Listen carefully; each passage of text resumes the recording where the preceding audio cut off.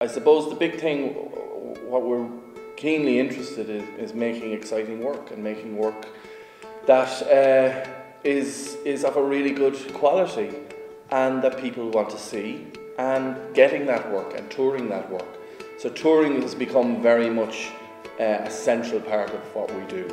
Being based in Galway, it's difficult to mount a show and put it on in Galway for 4 weeks.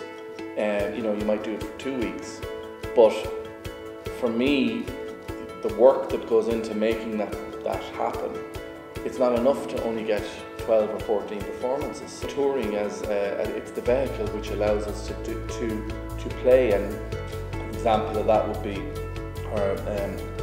our most recent production, Skull and Connemara. We did initially an 8-week tour and then followed up with an 11-week tour.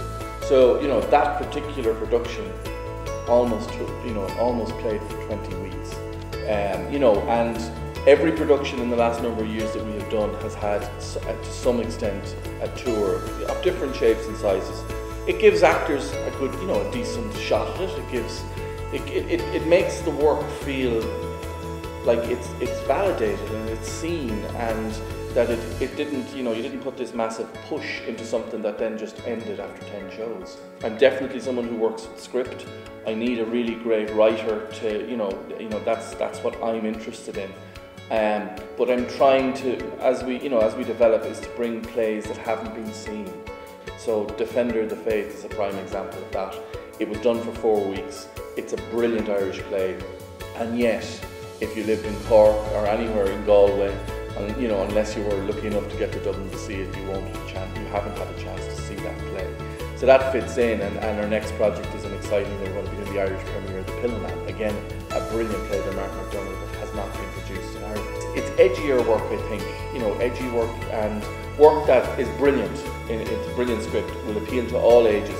But we would hope that we'll bring in young people to theatre and build audiences for the future. It has to be accessible, and I suppose what's difficult about that is in the current climate, like most of the theatre makers are dependent on project funding, and when you get the project funding, it's brilliant. But even that said, it means that, you know, you don't have the reliance that next year you're going to get it. So if you overspend by $5 on this show, it's coming out of your pocket essentially, or you know, you can't use the next project to pay for that.